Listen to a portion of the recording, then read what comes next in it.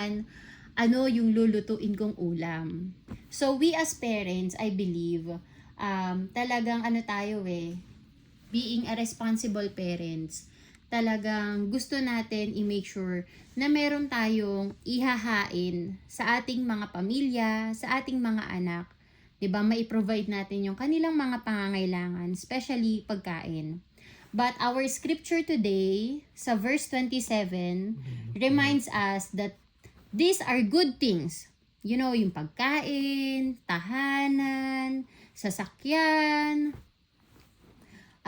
These are good things. However, they are perishable. They are temporary. 'Di ba? Sabi sa verse 27, but don't be so concerned about perishable things like food. Spend your energy seeking the eternal life that the Son of Man can give you. Sabi nga dito, yes, we feed our kids with physical food. Pagkain, 'di ba? But we should feed them also the bread of life. Sino nga ba ang bread of life? That is Jesus Christ. We as parents, it's our responsibility to introduce Jesus to our kids. 'Di ba? And now, as parents, syempre, gusto natin i-serve sa mga anak natin yung the best, 'di ba? We have to serve them a good bread. Of course. So, kailangan natin, para makagawa tayo ng bread or para makapag-serve tayo ng good bread sa ating mga anak, we need to learn how to make a bread. So, ito po ang lesson natin ngayon. Tuturuan ko kayo kung paano gumawa ng masarap na bread. Wow. Galing. Baker pala ang ate nyo. Ayan. So, ito yung ating, wait lang, nasaan ba yun? Yan. Ayan. So, yan na nga. Serve the best. How is bread made? A workshop for the whole family. A step-by-step guide from God. Yan. So, ngayon, mag-aaral tayo. Di ba sabi ko nga, we have to serve the best bread sa ating mga anak. Ngayon, paano ba natin magagawa yung the best bread na yun? So, ano nga ba ingredients ng bread natin? So, first, kailangan po natin ng all-purpose flour. Ayan. So, alam niyo naman po yung all-purpose flour, harina. Yan. So, pag sinabi po nating harina, ang ibig pong sabihin yan, it represents Jesus. Because Jesus is all-purpose in our life. Kailangan mo ng Diyos who will bless you. That's Jesus. You need a protector. That is Jesus. You need someone to guide you, to help you in your situation. That's Jesus. Diba? He is readily available. Katulad nga ng all-purpose flour. Kahit saan ka pumunta, sa tindahan yan, sa malaking tindahan, wherever you go, kahit sa tindahan ni mama, meron yan all-purpose flour. Tama ba ko, ma? Baka nangangarap lang ako. O, di ba? It is readily available. Marami siyang purpose sa buhay natin. Di ba? Pwede mo siyang, ano bang ginagawa natin sa mga flour? Pang-bake, pampalapot ng pagkain. Di ba? Marami. Pang-cake, marami pong gamit ang flour. And that is Jesus Christ in our life. So, for us to be able to make a bread na ihahain natin sa ating mga anak, we have to make sure the very important ingredient in making a bread is Jesus Christ. Okay? And then next po is warm water. Kailangan pala natin ng warm water when we bake a bread. Alam niyo po, ibig sabihin ng warm water? It's baptism. It's acceptance. Acceptance of Jesus Christ in our life. Sabi po sa Google, warm water activate the yeast. So, syempre, kailangan natin ng yeast, 'di ba? Ang yeast po, it represents the Holy Spirit. So, when we accept Jesus Christ in our life, the Holy Spirit is activated. the yeast is activated. So when you put warm water on the yeast is being activated. The same way, when we accept Jesus Christ in our life, the Holy Spirit will be activated. Papasok po siya sa atin. It's a gift of God. It's a gift of Jesus Christ pag inaccept po natin siya. And this Holy Spirit will act as our guide. Di po ba?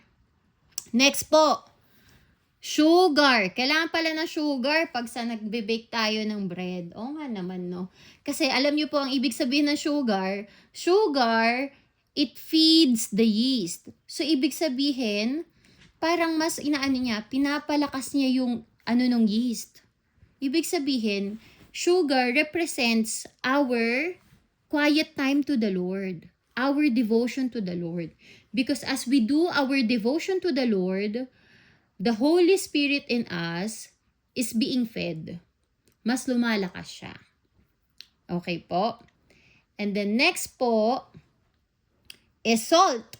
Yan. Salt. Ito pong mga sinusulat ko po to. Basic lang po to ha. Basic ingredients of a bread. Basic ingredients lang po to. Ito yung para pinaka-main lang. Yan. So, salt. Ano nga ba ang ibig sabihin ng salt?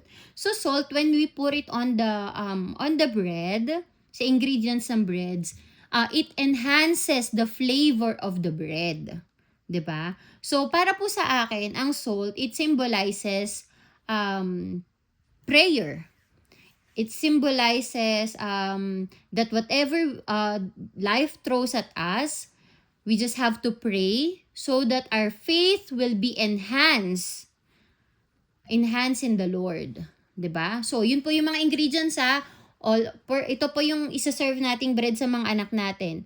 For us to serve the best bread sa ating mga anak. Because we as parents, our faith should not stop sa atin. Kundi we as parents, we need to share our faith in our kids. I'm just making representation here, guys. Sana hindi po kayo nalilito. The reason I'm saying you should serve a good bread, the best bread to your kids, because that's what usually, yung pinoproblema natin, di ba?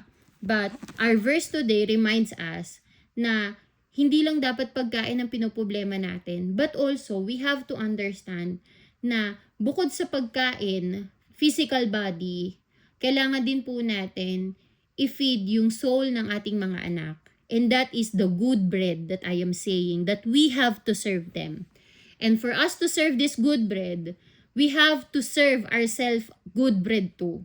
Kailangan din po natin pakainin ang ating sarili so that we can feed our kids too. Remember that in this bread, we need to have Jesus. We need to accept Jesus Christ in our life. We need the Holy Spirit. We need devotion to feed the Holy Spirit, and salt to enhance our faith in the Lord. Okay? Next po, I think we are missing one ingredient here. What do you think is this ingredient po? Egg? It plays a significant role in the making of bread by enhancing its texture, flavor, and moisture. Some people skip this, but doing so makes their bread dry and the shelf life shorter. Ano sa tingin nyo yun? Ano?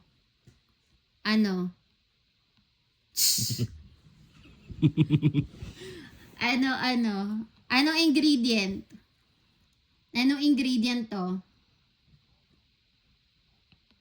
Ha? Mantika daw. Oy, ang galing naman. Sino nagsabi ng mantika? Nice. Yes, kailangan natin ng mantika. Kasi po, ang oil po, what it do with the bread is that it keeps the moisture. So, di ba may mga Kristiyano po na dry na hindi sila yung parang nagtatagal sa Panginoon, na parang yung faith nila is natutuyo na. Yung parang tumatagal sila in Christian life, pero parang hindi sila nag-grow.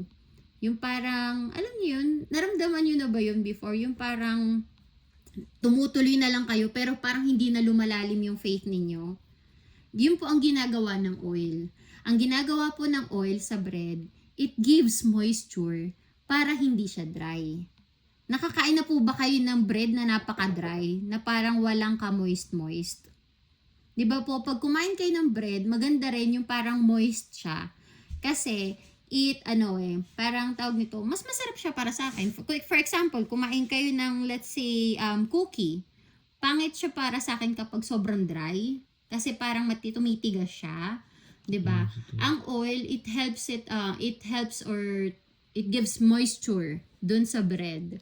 And when the bread has moisture, a little of moisture, it prolongs the shelf life, yung buhay niya. So ganun din po sa buhay natin as Christian. Oil represents our faithfulness or consistency in the Lord. So tatandaan niyo po, kahit gaano po tayo katagal nang naniniwala sa Panginoon, kung hindi po tayo consistent na maniniwala sa Kanya, consistent na gagawin yung mga pinapagawa niya po sa atin, we are going to become a bread na dry. And sa susunod is, hindi na mapapakinabangan. Alam niyo po yung mga bread na dry na, tas hanggang sa tumitigas na siya. Tapos ano pong ginagawa niyo sa mga bread na matigas na? Itatapon niyo. Kasi hindi niyo na rin siya makakain. So, ganun din po. Kapag hinayaan po natin at hindi po tayo naging consistent kay Lord, ito pong ingredient na to is very important. Because kung hindi ka magiging consistent in the Lord, you won't be able to stay until the end hanggang bumalik si Jesus Christ. Tatandaan niyo po, salvation is just the beginning of our journey in the Lord. What matters to the Lord most is makapagstay ka hanggang sa dulo, hanggang sa makabalik siya. And that's why I'm saying na ang oil po is napaka-importante. We have to be consistent in the Lord. Magpatuloy po tayo, kahit gaano kahirap ang buhay, magpatuloy tayo sa Panginoon. Naintindihan po? Yan. So, ito na po. So, when we put all this together, itong ingredients na to, we can serve the best bread to our kids and even to ourselves. Tatandaan niyo po na the bread should not stay on you, but you have to feed your kids bread as well. Naintindihan po natin? Let's feed our kids not just physical food, but also a food that will truly satisfy them. Ayan. Sabi po dito sa 2 Timothy, hindi ko na po nalagay sa Sa 2 Timothy chapter 1 verse 5, sabi dito, I remember your genuine faith. Ito po ang nagsusulat po nito ay si Paul. Ang sinasabihan niya ng genuine faith, ng may genuine faith ay si Timothy. Sabi niya dito, I remember your genuine faith, for you share the faith that first filled your grandmother Lois and your mother Eunice. And I know the same faith continues strong in you. This is why I remind you to fan into flames the spiritual gift God gave you when I laid my hands on you. So nakikita niyo po yung importansya that when we start the bread of life in ourselves, it will eventually be passed sa ating mga anak. At yung mga anak natin, ipapasa rin po yan sa susunod nilang magiging anak naman. So it's very important that we start the generation of Jesus in our family. Because when you start it in your family right now, Junel, Janjan, Buboy, sa mga asawa nyo, Essie, Angeline, CK, if you will start it in your family right now, it will eventually be passed on sa mga susunod na generation ng mga anak ninyo. Naintindihan ninyo?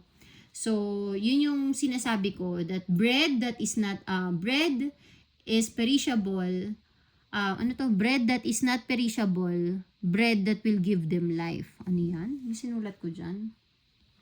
Yeah, so give them bread that hindi nasisira, kundi bread that will satisfy them, that will truly satisfy them.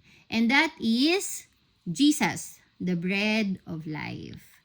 So, closing prayer po tayo. Pa-closing prayer naman, Nicole.